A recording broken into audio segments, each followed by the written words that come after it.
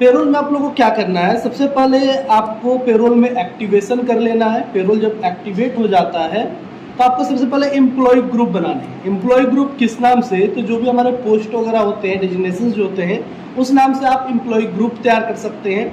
जैसे एचआर के नाम से, accountant, manager, worker and peon के नाम से।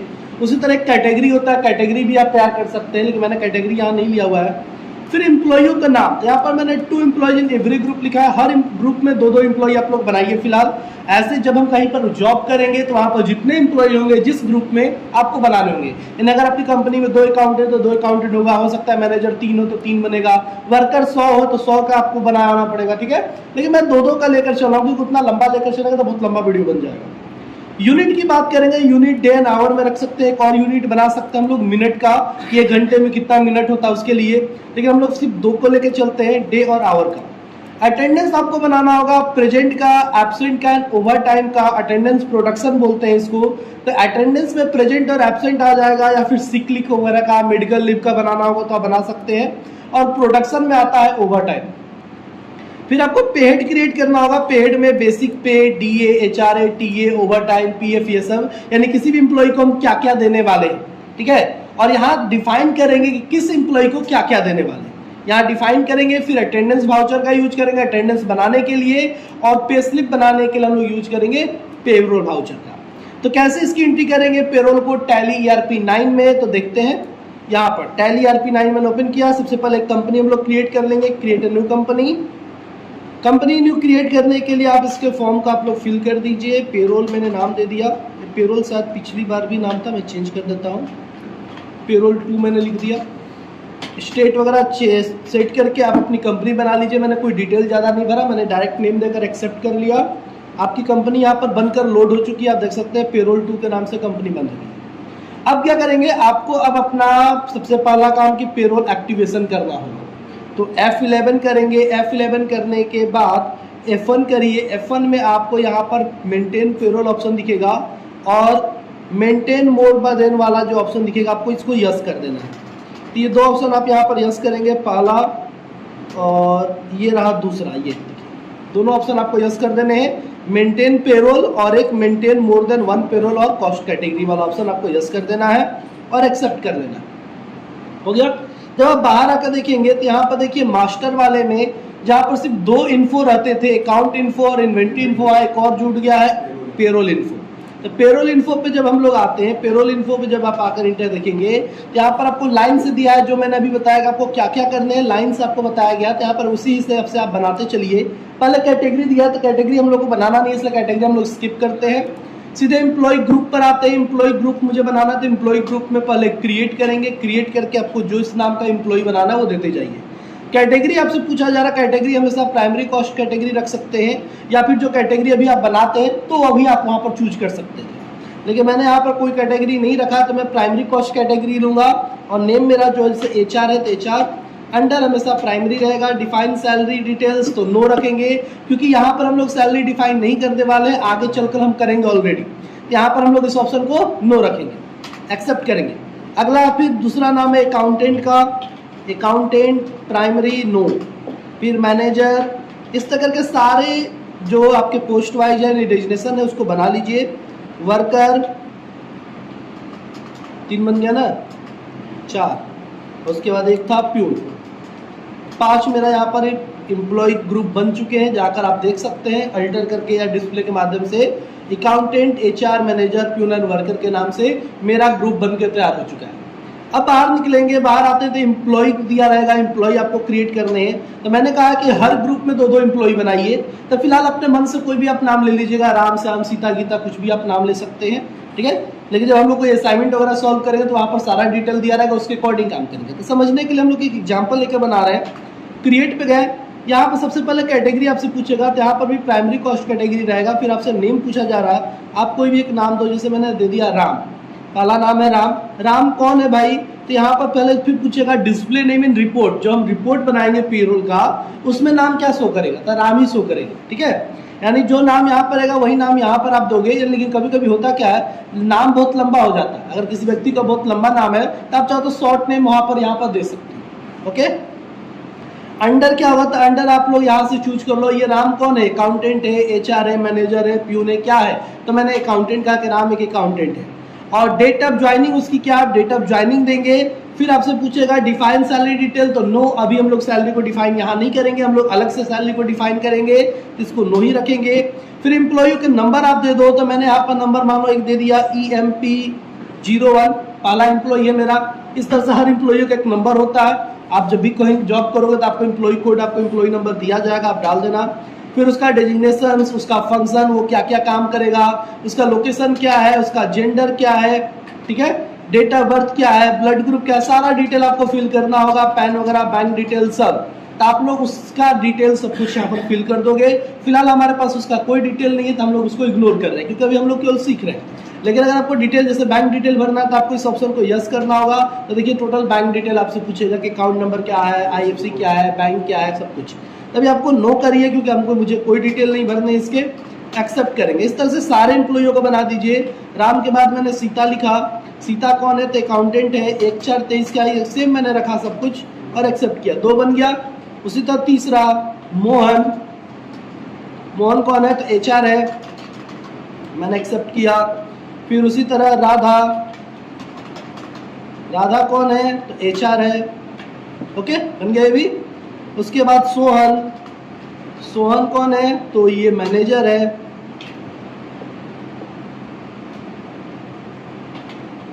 गीता मैनेजर है, एक्सेप्ट कर दिया कंट्रोल से। फिर रोहन, रोहन कौन है, तो प्यून है, कंट्रोल ए।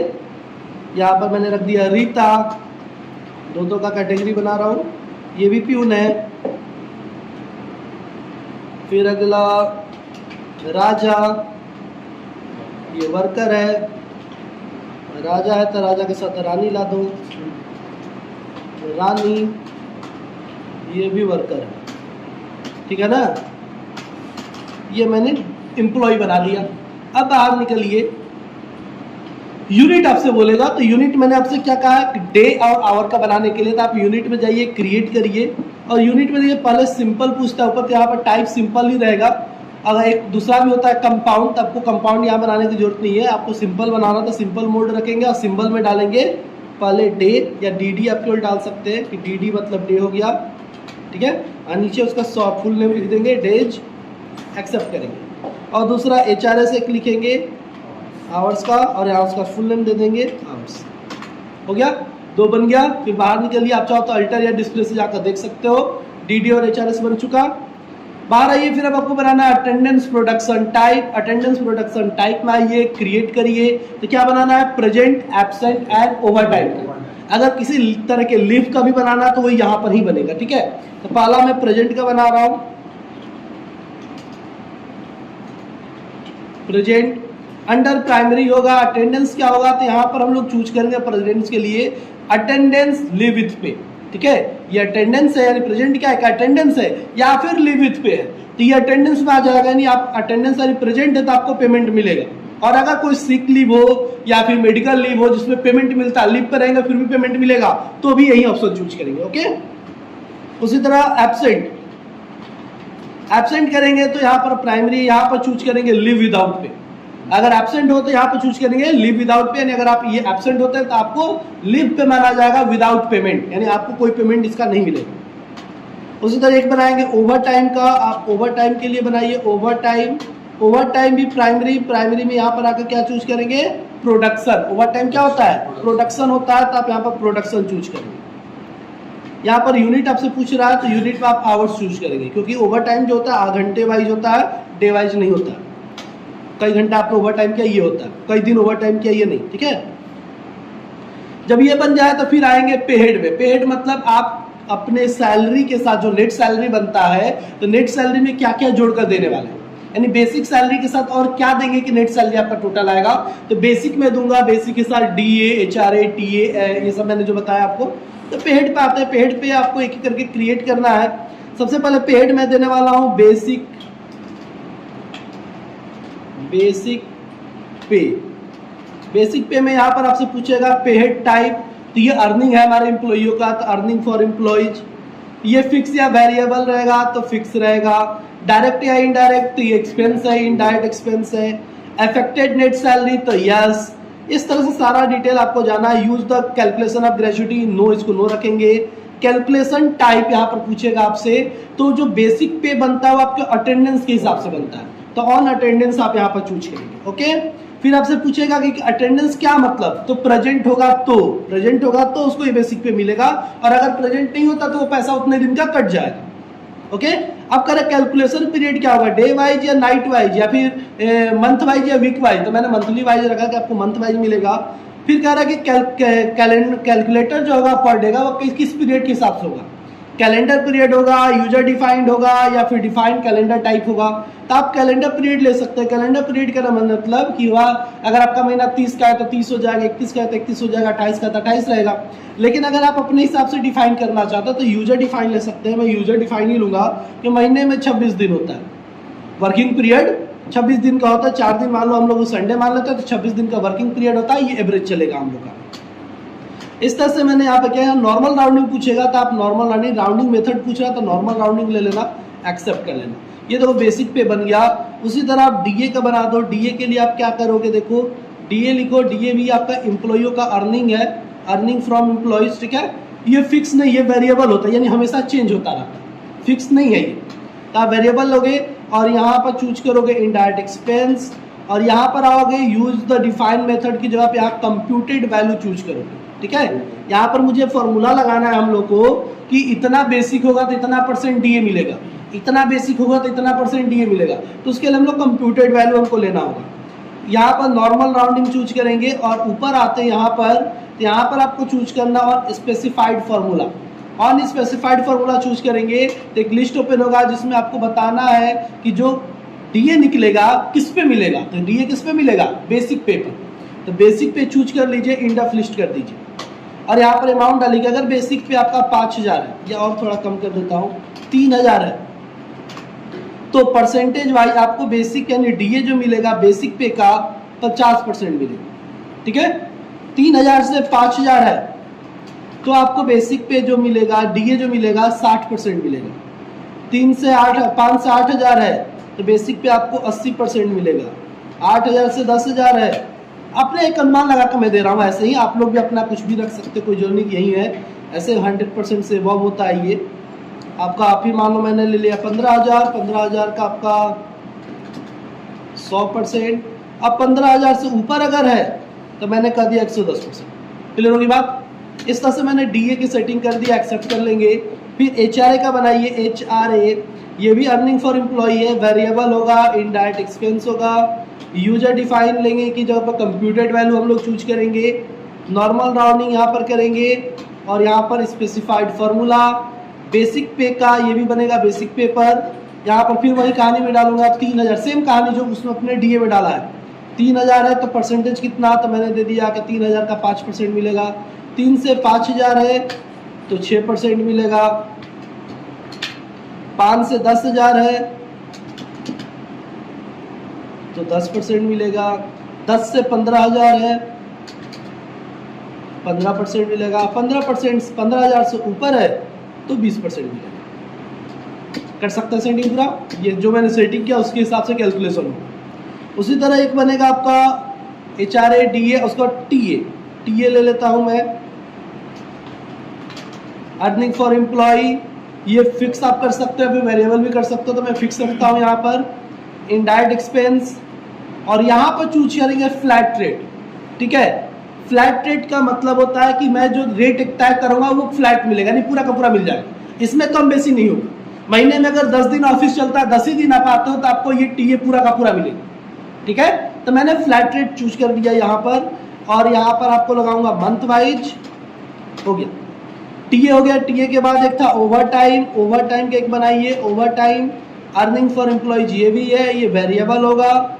इनडायरेक्ट एक्सपेंस यहाँ पर आप लगाओगे प्रोडक्शन। ओवर टाइम किस पे होता है, प्रोडक्शन के माध्यम से होता है, तो on production over time hour सब ले लिया, नॉर्मल एक्सेप्ट। एक बनेगा पीएफ का। पीएफ भी मुझे चाहिए, पीएफ डिडक्ट होता है हमारे सैलरी से, तो डिडक्शन फ्रॉम एम्प्लॉयज हो जाएगा। डिडक्शन फ्रॉम एम्प्लॉयज, और ये हमारे कंपनी के लिए लायबिलिटी होता है, ठीक है। तो करेंट लायबिलिटी में मैंने इसको दिया और यहाँ पर कंप्यूटेड वैल्यू ले लेंगे और यहाँ पर आते ही स्पेसिफाइड फार्मूला और यहाँ पर सबको सेलेक्ट करेंगे क्योंकि जो पीएफ कटेगा ना नेट सैलरी पे पीएफ कटता है, तो इन सबको जोड़ने के बाद जो बनेगा वो नेट सैलरी कहलाएगा ना। तो आप सबको ऐड करिए, बेसिक पे पहले ऐड हो गया, फिर ऐड पे हेड, डीए ऐड पे हेड, एचआरए ऐड पे हेड, ओवर टाइम ऐड पे हेड, टीए। अब इंडेक्स लिस्ट करेंगे यानी टोटल ऐड करने के बाद अब आप यहाँ पर फॉर्मूला आप सेट करेंगे कि अगर आपकी सैलरी 15,000 से अधिक है, 15 नहीं पहले 10 ही रखो, 10,000 से अधिक है तो आपका पीएफ जो कटेगा 3% कटेगा। मैंने एक अनुमान लेकर बताया, ठीक है। 10,000 से 15,000 के बीच कटेगा आपका सैलरी है तो आपका 5% पीएफ कटेगा। 15,000 से 20,000 के बीच है तो आपका पीएफ 7% कटेगा। 20,000 से 30,000 के बीच है तो आपका 10% कटेगा और 30,000 से ऊपर है तो 12% कटेगा। दे दिए एक्सेप्ट। सारा पे हेड बन गया आप लोग का। जब सारा पे हेड बन गया तो बाहर निकलिए, आप चाहो तो देख सकते हो अल्टर या डिस्प्ले से। देखो basic, DA, HRA, over time, PF, TA सब बन चुका है। अब आपको क्या करना है, सैलरी डिफाइन करना है। और सैलरी डिफाइन करने के बाद अब दो ही काम, अटेंडेंस बनाना और पे अपना पे वाउचर क्रिएट करना, ठीक है। तो सैलरी डिफाइन करेंगे दोनों वाइज यानी ग्रुप वाइज भी और एम्प्लॉय वाइज भी। तो पहले सैलरी डिफाइन करते हैं, डिफाइन ऑप्शन में जाएंगे और जितने भी ग्रुप वाले ऑप्शन है जैसे अकाउंटेंट, एचआर, मैनेजर, जो ये ग्रुप है यहाँ पर देख सकते हैं जहाँ प्राइमरी लिखा है ना ये ग्रुप है, तो पहले ग्रुप वाले को तय करेंगे उसके बाद एम्प्लॉय वाले को करेंगे। तो पहले ग्रुप वाले ने अकाउंटेंट को मैंने ले लिया, एंटर किया। अब यहाँ पर एक डेट डालेंगे 1/4/23, जब से कंपनी है तब से मैंने डेट डाल दिया। अब कहा जा रहा है कि अकाउंटेंट को आप क्या क्या दीजिएगा, तो मैंने कहा कि भाई बेसिक पे देंगे। बेसिक पे कितना देंगे, तो मैंने तय किया कि अकाउंटेंट को मैं 5,000 रुपये बेसिक पे दूंगा, ओके, मंथ वाइज। उसके बाद डीए, तो डीए ऑटोमेटिक ले लेगा क्योंकि उसके हिसाब से फॉर्मूला लगा है। एचआरए अपना आपसे फॉर्मूला लगा कर ले लेगा। फिर टीए, अब टीए कितना दीजिएगा, तो यहाँ तो फ्लैट रेट मैंने डाला तो इसलिए अमाउंट आपसे पूछ रहा है। तो मैंने कहा भाई अकाउंटेंट लोग को मैं टीए दूंगा 2,500 रुपया per month, okay. Over time, अगर वो ओवर टाइम करते हैं तो 150 रुपया पर घंटे का उनको मैं दूंगा। और पीएफ अपना फॉर्मूला वाइज कट जाएगा, डिडक्ट हो जाएगा। आप देख सकते हैं यहाँ पर डिडक्शन फ्रॉम एम्प्लॉय लिखा हुआ है, ठीक है। इस तरह से आपका एक बन गया, आप एक्सेप्ट करो। अब दूसरे में जाओ, यानी दूसरा है एचआर, है ना, दूसरा ग्रुप है एचआर। एचआर में आओ। अब जैसे यहाँ पर मैं डेट डालूंगा ना तो वो तुरंत दो ऑप्शन आएगा, कॉपी फ्रॉम एम्प्लॉय ग्रुप या स्टार्ट अफ्रेश। नया एंट्री करना चाहते हो या फिर जो अभी मैंने हाल में एंट्री किया अकाउंटेंट का वो कॉपी करना चाहते हो, तो मैंने कहा कॉपी कर लीजिए, जो सुधार करना होगा वो कर दिया जाएगा। तो मैंने कॉपी फ्रॉम एम्प्लॉय ग्रुप से कॉपी कर लिया, एंटर कर दिया अकाउंटेंट, देखो आ गया सब कुछ। अब जो सुधार करना, मैं एचआर लोग का सैलरी यहाँ पर रखने वाला हूँ 6,000 यानी बेसिक पे 6,000, डीएचआर उसी तरह रहेगा और टीए 2,800 में कर देता हूँ और ओवर टाइम की 175 रुपये, ओके। ये एचआरए का बन गया, एचआर का। उसके बाद मैनेजर का भी डेट आप जैसे यहाँ पर डालेंगे तुरंत आपसे पूछेगा कॉपी फ्रॉम एम्प्लॉय ग्रुप, तो आप इंटर करिए किस ग्रुप से कॉपी करना चाहते हो, तो अकाउंटेंट वाले से। और यहाँ पर मैं मैनेजर की सैलरी बेसिक सेम रखूँगा या थोड़ा कम कर देता हूँ 4,800, टीए सेम रहेगा, ओवर टाइम भी सेम रहेगा, ओके। बेसिक पे मैंने थोड़ा वो चेंज कर दिया, मैनेजर हो गया। अब वर्कर की बारी, वर्कर से पहले प्यून है, प्यून को देख लो।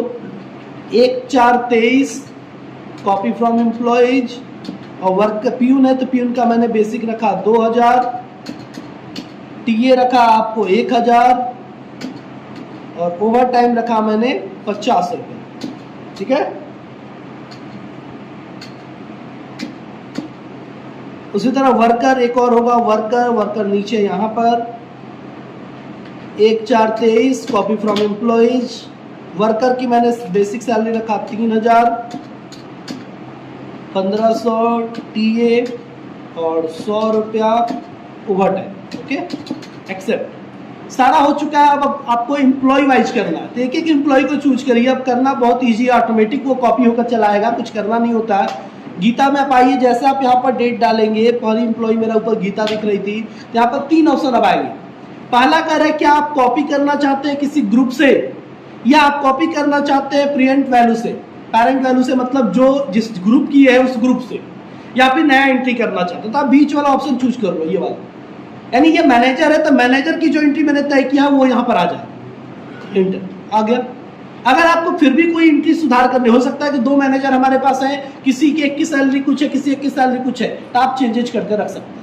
ओके, मैं चेंजेस नहीं कर रहा हूं, मैंने एक्सेप्ट कर लिया। गीता हो गया, उसके बाद मोहन, डेट डालेंगे 1/4/23, कॉपी पेरेंट वैल्यू आप ले लो, एक्सेप्ट कर लो।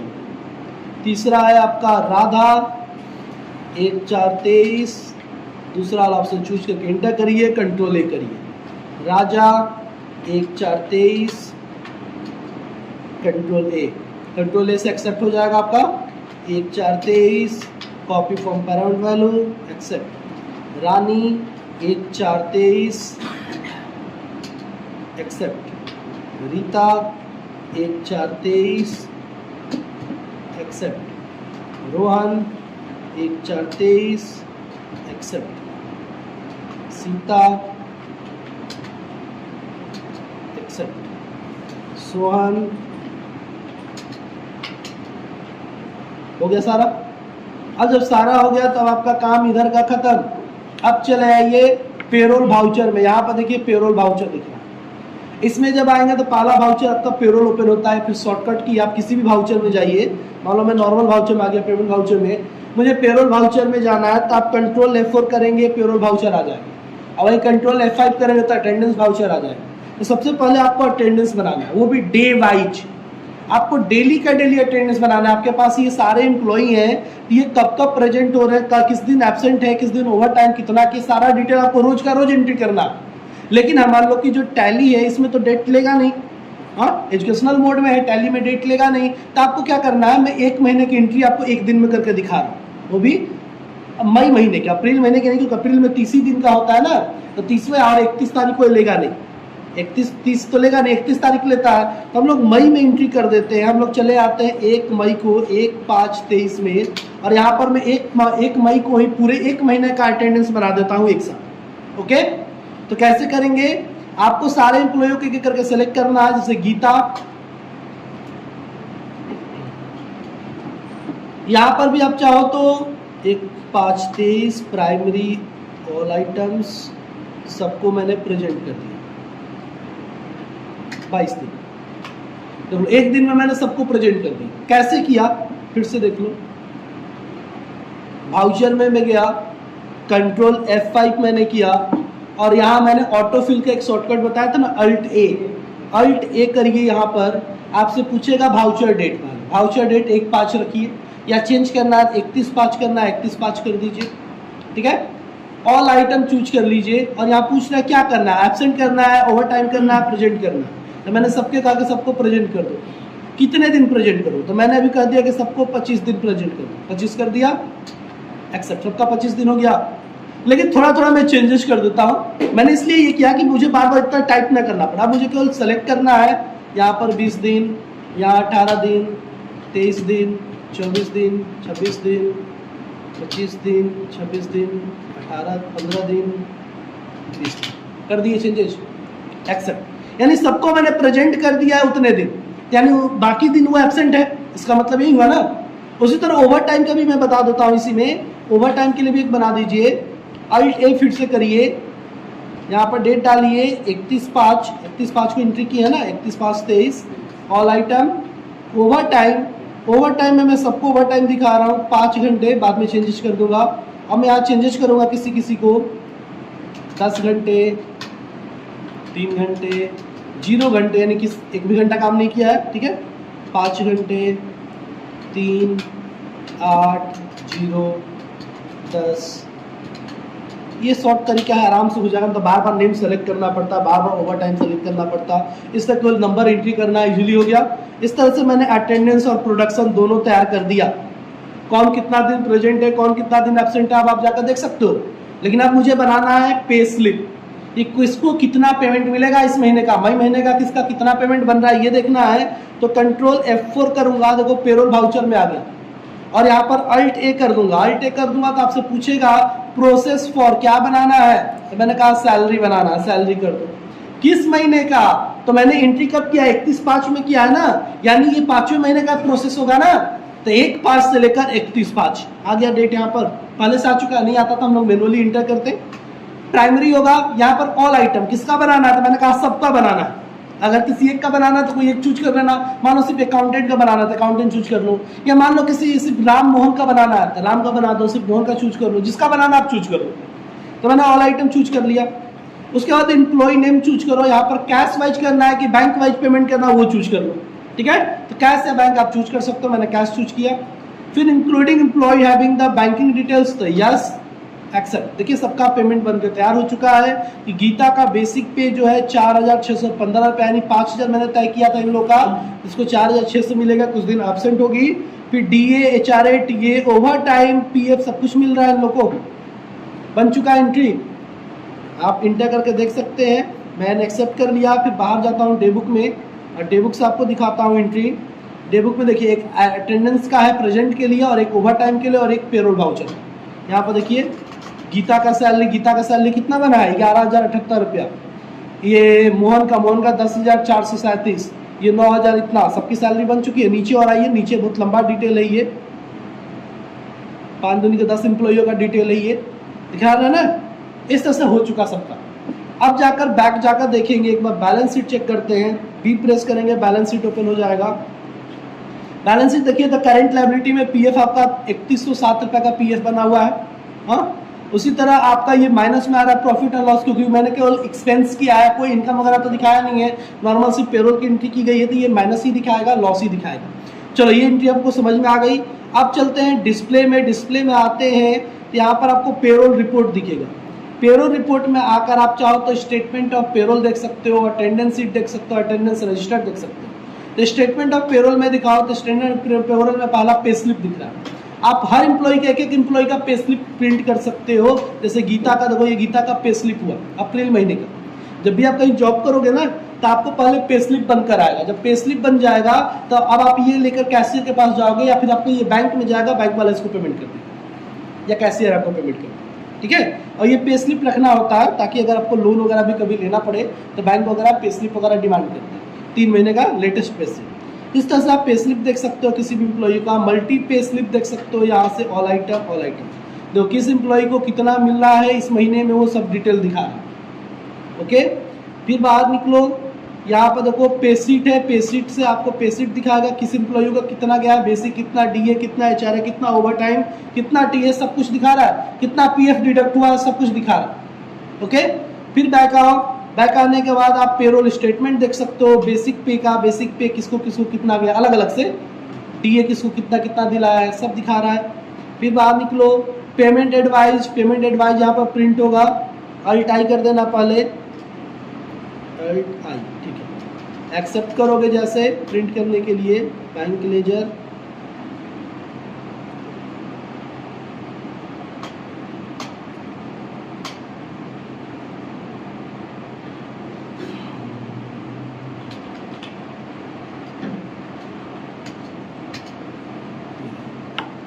ये प्रिंट हो चुका, मैं जूम करके दिखा रहा हूँ।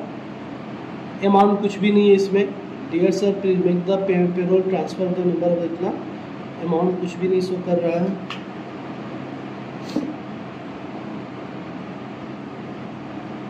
प्रिंटिंग पेमेंट है कुछ नहीं, क्योंकि पेमेंट ऑलरेडी हम लोग का हो चुका है, मैंने कैश चूज किया था ना, पेमेंट हो चुका है। पेरोल रजिस्टर की बात करें, पेरोल रजिस्टर में आपको किस महीने में क्या पेमेंट हुआ है आप देख सकते हैं, मंथ वाइज या मंथ वाइज दिखेगा। फिर बैक निकलो, एम्प्लॉय प्रोफाइल, एम्प्लॉयों का प्रोफाइल देखना चाहते हैं आप देख सकते हैं। Geeta primary, name of employ, category, display report, under कौन से किस पोस्ट पर है, डेट ऑफ ज्वाइनिंग क्या है, सारा डिटेल अगर हम भरे रहते हैं यहाँ शो करता है ना पूरा अच्छे से। बात में आ गई। ये था आपका टोटल पेरोल, आप इसको देख लोगे, कर लोगे। अब आशा करता हूँ आप लोग का क्लियर हो जाएगा, कोई दिक्कत नहीं होना चाहिए।